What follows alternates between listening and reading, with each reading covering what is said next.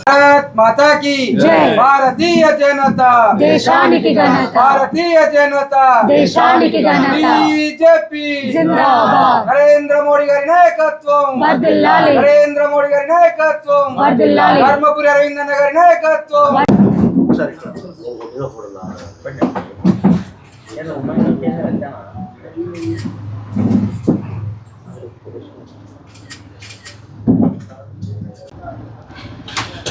Conversion politics నడుస్తున్నట్టున్నాయి.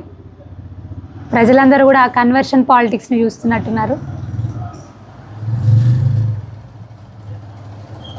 ఈ conversion politics ఏందో అర్థమవుతలేదు. మరి ఎక్కడి నుంచి ఎక్కడికి వచ్చినాయి, ఎవరి నుంచి ఎవరికి వచ్చినాయి,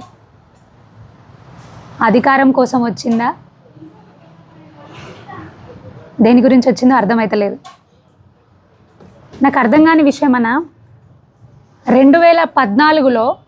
2014 ఎలక్షన్లలో ఒకే ఒక ప్రధాన అంశమే ఎజెండాగా, అదే అస్త్రం, అదే శస్త్రంగా, అదే హామీగా ఒకటి కేవలం జగిత్యాల పట్టణానికే మాత్రం కాదు, జగిత్యాల జిల్లాకి కూడా ప్రధాన అంశంగా ఉన్నటువంటి అంశం యావర్ రోడ్. ఆ అంశంనే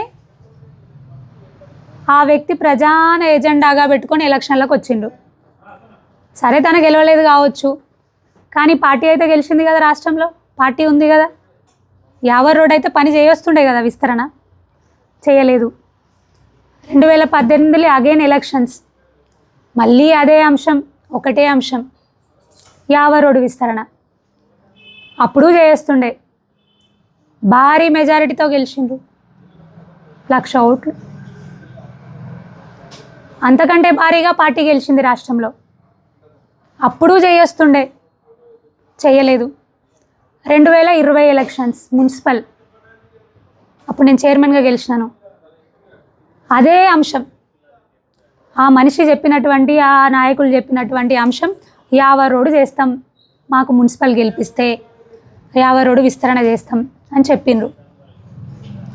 2022లో ఒక మున్సిపల్ చైర్మన్గా నేను ఉండి, యావర్ రోడ్డు విస్తరణ ఖచ్చితంగా జరగాలి, దీనికోసం నిధులు కేటాయించండి, టీడీఆర్ని ఇప్పించండి అని నేను స్వయంగా రిప్రజెంటేషన్ రాసుకొని వెళ్ళడం జరిగింది కేటీఆర్ దగ్గర. అప్పుడున్నటువంటి మున్సిపల్ శాఖ మంత్రి కేటీఆర్ గారి దగ్గరికి వెళ్ళడం జరిగింది. దీనికి సాక్ష్యం ఇప్పుడున్నటువంటి ఎమ్మెల్సీ గారు ఎల్ రమణ గారు, టీఆర్ఎస్ పార్టీ ఇన్ఛార్జ్, మరి అక్కడే ఉండడం జరిగింది. మేమందరం కలిసి ఉన్నాం. అప్పుడు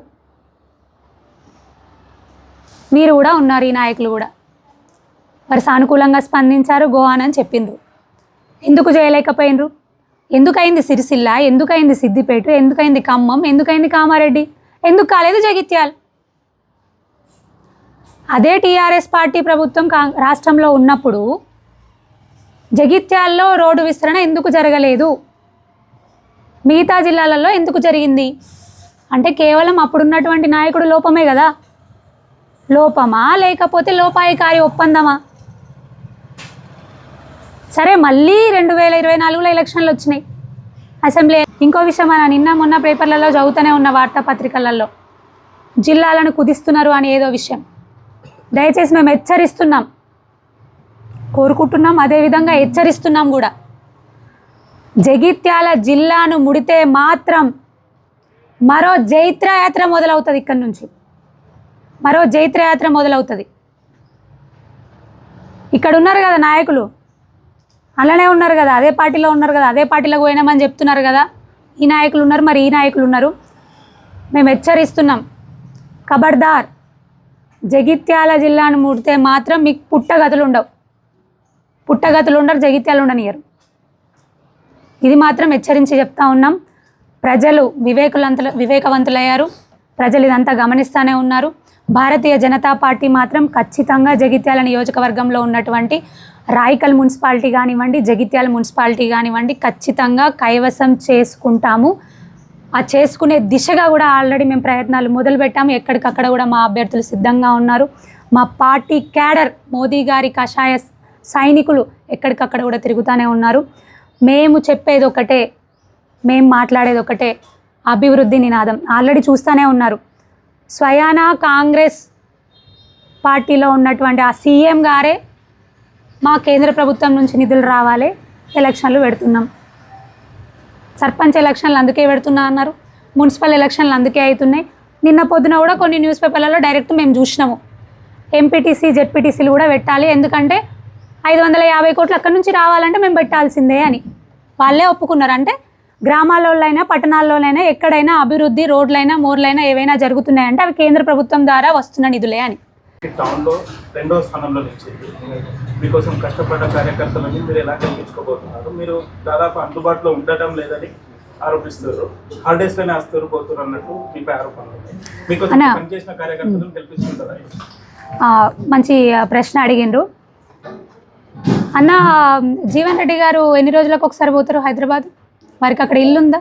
పర్సనల్గా అంటున్నాను, ఏమనుకోకండి, అంటే టాపిక్ వచ్చింది కాబట్టి మాట్లాడుతాను. వారికి ఇల్లు ఉంది కదా, అక్కడ వెళ్తుంటారు వస్తుంటారు కదా, వారానికి 2 రోజులని వెళ్తుంటారు వస్తుంటారు కదా, 3-4 సార్లు వెళ్తుండొచ్చు. ఇదే ఎమ్మెల్యే సంజయ్ కుమార్ గారు వారానికి 4 రోజులు వెళ్తుంటారు వస్తుంటారా? నాకు తెలిసి పని ఉన్నప్పుడు 2 రోజులకు ఒకసారి, రోజు తప్పించి రోజు వెళ్తుంటారు వస్తుంటారా పని కోసం? నాకు అక్కడ ఎప్పటి నుంచో ఇల్లు ఉంది, నేను కూడా వెళ్తున్నాను వస్తున్నాను. కావాలని కుట్రాపూరితంగా ఏం చెయ్యకుండా ఇది వాళ్ళు పుట్టించినటువంటి ఒక మాట, వాళ్ళు పుట్టించినట్టు ఒక మాట. మన సర్పంచ్ ఎలక్షన్లు వచ్చినాయి, నేను ఎక్కడున్నాను? ఎవరి కోసం తిరిగాను కదా. ఇప్పుడు మున్సిపల్ ఎలక్షన్లో నేను ఎక్కడున్నాను? జగిత్యాల గడ్డ మీద ఉన్నాను. జగిత్యాల గడ్డ నేను మెట్టిన గడ్డ, దీనికోసం నా పోరాటం. మున్సిపల్ చైర్మన్గా ఇక్కడ గెలిచినాను, ఉన్నాను. నన్ను గౌరవించి నన్ను ఆశీర్వదించి బీజేపీ పార్టీ టికెట్ ఇచ్చింది. నా వరకు నా శక్తి కొలది నా వాళ్ళందరి సపోర్ట్తో తిరిగాను. ఒక గౌరవప్రదమైన ఓట్ బ్యాంక్ సంపాదించుకున్నాను. ఇప్పుడు ఉంటున్నాను, తిరుగుతున్నాను.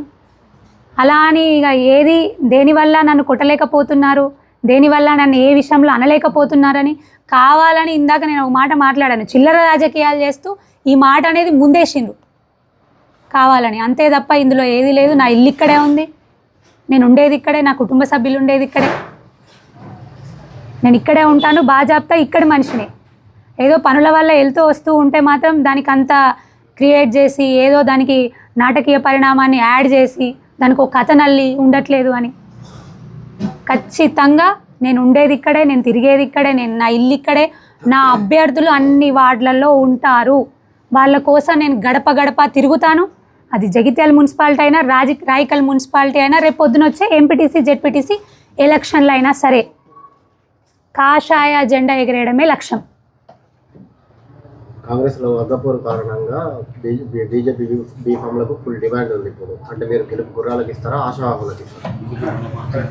బీజేపీ బలపడుతుందన్న, ఆబ్వియస్లీ మీరు అన్నట్టు బీజేపీ బలపడుతుంది.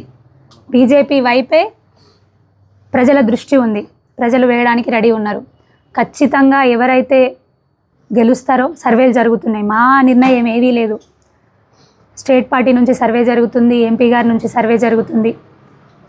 ఆ సర్వేల ఆధారంగా ఎవరికైతే ఎక్కువ ప్రజాదరణ ఉందో దాన్ని బేస్ చేసుకుని టికెట్లు కూడా బీఫామ్లు కూడా ఇవ్వడం జరుగుతుంది.